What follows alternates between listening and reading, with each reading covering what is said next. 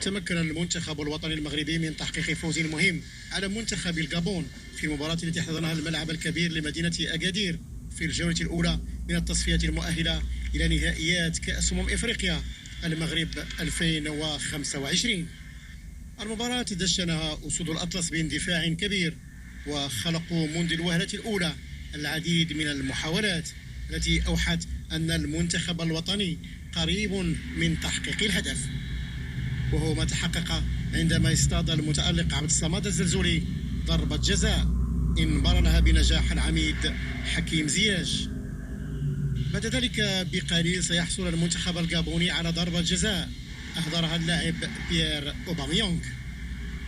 توالت أطوار المباراة وتواصل معها المد الهجومي المغربي، والذي منح الأسود ضربة جزاء ثانية بعد إسقاط سفيان رحيمي داخل المربع، ومن جديد العميد حكيم زياش في التسديد والهدف الثاني. كان ذلك في الدقيقة 26 من المباراة.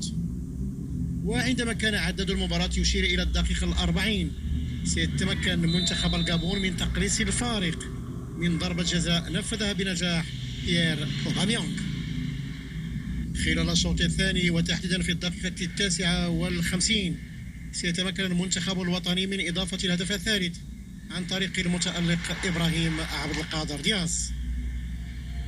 ورغم تسجيل الهدف الثالث لم يتراجع لاعبو المنتخب الوطني إلى الوراء، بل بادروا بقوة ورفعوا من النسق الهجومي إلى حدود الدقيقة 82 عندما نجح البديل أيوب الكعبي من إحراز الهدف الرابع لأسود الأطلس، لتنتهي المباراة بفوز المنتخب الوطني ب4 أهداف مقابل هدف واحد و3 نقاط ثمينة قبل مواصلة التصفيات يوم الاثنين المقبل بمواجهة منتخب ليسوتو في الجولة الثانية من منافسات المجموعة الخامسة.